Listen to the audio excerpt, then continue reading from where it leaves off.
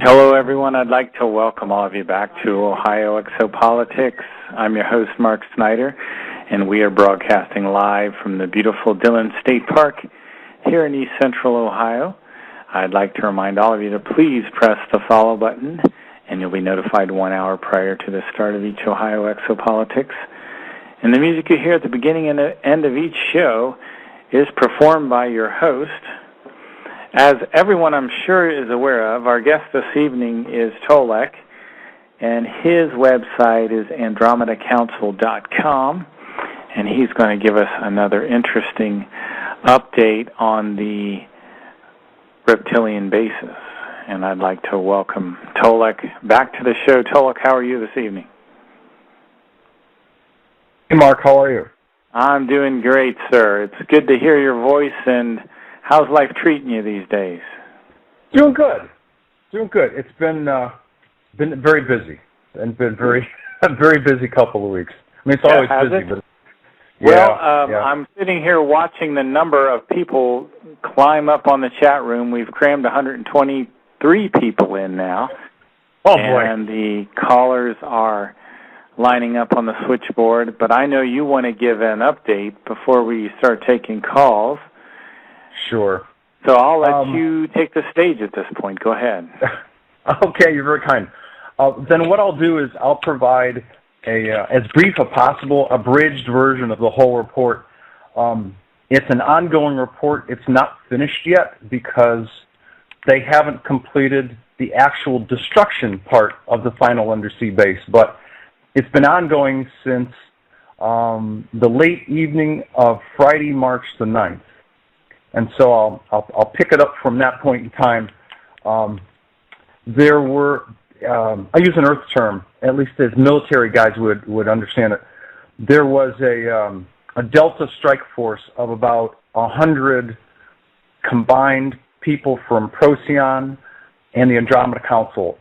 75 of them were Procyon people, 25 of them mixed Andromeda Council races that in the form of a Delta Force fashion, after days and days of scanning the ocean floor, ocean ridge, where this base is located, they had a difficult time locating it because it was actually hidden by holographic imaging. And therefore, when they kept sweeping this area, even using the sensors that they used, all they kept picking up was an ocean ridge and an ocean floor. So they had to keep sweeping it day after day after day. And they finally broke through and found, if you will, a front door opening of this last Reptilian base on the morning of, it was like 3 a.m. on March the 16th, many days later.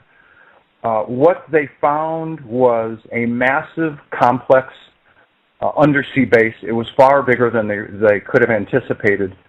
And it's taken them quite a bit of time to sweep through it. So I'll get through the details. When they broke through, they did it in a, if you will, a sort of a hand-to-hand combat situation, again, because this base was so big. I'll ask everybody to think of a sort of a, like, I know it's an old metaphor, but a wagon wheel kind of concept where there was this round central core, if you will, the control center area of this massive base, about 100 feet high by about 60 feet in diameter. Operations, logistics, undersea sonar room, provisions, food supplies, everything to, if you will, man this Draco and Hydra Reptilian undersea base. 10 floors, 100 feet high. There were 6 spokes laterally coming off of the center control hub. To each spoke was attached 3 buildings, 6 stories each for each of those 3 buildings, and attached to each of those 3 buildings was 2 pods, if you will. The pods are 95 feet in diameter each. They are about three stories high. They can hold, let me see my numbers, they can hold about 100 people for 6 months at a time, provisions, et cetera, et cetera. They're survival, escape pods, if you will. So what they found out as they're sweeping through this base is a complex of one hub central building. Let's see, we're looking at 36 of the additional 3 buildings, and then the 2 survival pods. They would contain 3,500 people. So in terms of survival pods, they could contain a good part of the force that they found down there. Now I'm going to move on. Here's what they found. They found 10,000 reptilians, and I'll do the breakdown, 2,000 of which are reptilian warrior soldiers, all high-ranking officers. Of those high-ranking officers, they captured what we would understand to be 1 5-star reptilian general and 1 2-star reptilian general. So out of the 10,000 reptilians, we've already identified 2,000 warrior soldiers, all high-ranking officers, 5,000 support staff supporting this military effort. In addition, and this is where it got really interesting, 3,000 combined Cabal Illuminati top key officials, middle management, and low-end officers, low-end soldiers is a better way to say it. Out of these 3,000 combined Cabal Illuminati officials, there were 50 top Cabal Illuminati officers and 100 administrators. Of the 3,000, it further breaks down this way. 2,000 of these 3,000 Illuminati and Cabal officials, they were genetically blended and created reptilian humans. Now what that means is, if you were to be down there and looking at these people, you would essentially see someone that looks human but has different attributes that would clue you into the fact that they're reptilian, including the vertical slitted eyes. Now these are not Earth humans. What they did was essentially they took reptilian DNA, if you will, a petri dish, human DNA in a petri dish. They mixed them together and they created reptilian-human hybrids. 2,000 of these 3,000 Cabal and Illuminati officers, 2,000 were these human-reptilian hybrids. They were able to, in the sweep of this base, 8,000 of the support workers and their family members, et cetera, were transported through a stargate to the far outer edge of the known universe. A total of 2,000 of the Cabal Illuminati officers, reptilian soldiers, et cetera, were captured. They've been sent to the Andromeda Council primary biosphere for debriefing, for processing, and for trial under the universal court system for their war crimes against Earth people of Earth. And the final action, which is yet to happen because they're still going through, as you can imagine, there are a lot of buildings and a lot of places to hide. They're still sweeping through all the buildings, the 3 buildings on each spoke, the pods. They're sweeping through all of them to make sure that they've gotten everyone out.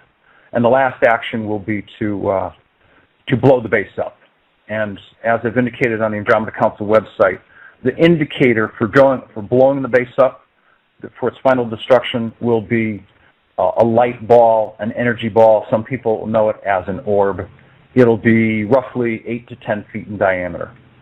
And that will be viewed off of a coastline or somebody that's out in the ocean. And that's the fast version of the report. Mark, I understand you've got 120 some odd people on the phone line, so I want to be here to take questions. But before I wrap this up, Mark, without revealing the location of the base because it is of sensitive strategic importance, I want to ask, you know where the base is located? I've told you about it? Yes, I have that information. Great. Okay, super. I can certainly talk at length and detail. I've already got 8 pages of this report written, except for the final closing statement. But rather than get into more of it in a report, I'd be happy to field questions. I'm happy to do so. So have your listeners go at it, and I'll start answering as fast as I can. Okay. Yeah, we have currently 178 in the chat room, and we've got about 6 calls, I think. I have gotten some questions from a listener named Chris in Melbourne, Australia, and he says, in Alfred's recent interview with Drunvaldo Melchizedek, Drunvaldo spoke of a layer of the inner crust which would become liquid when the magnetic field drops to 0, allowing the crust to slip. I have not heard of this mechanism before. Is this the mechanism the Council is expecting? If not, how does the crust slip? Okay. As always, I will speak what I know of, and what I don't know of. I'll tell people plain and simple. I don't know. I personally am, given all of the conversations that I've had with my own contacts on the Andromeda Council, I'm not aware of what it is that's the mechanism that causes the Earth crust to slip. However, I do know that it is planned to slip.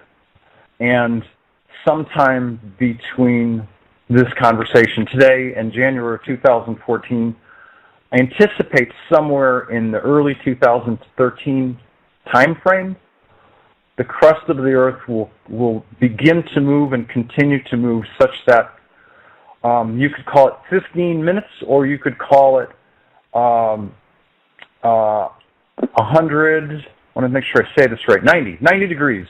So essentially, if you look at a clock face, it's going to move from an west to east orientation of like 9 to 3 o'clock, and the whole crust of the Earth is going to move from that 9 to 3 o'clock orientation. Again, this is only the outer crust. It's going to move to 12 to 6 o'clock.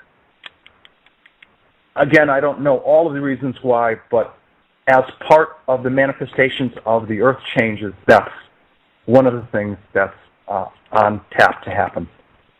That's my full answer.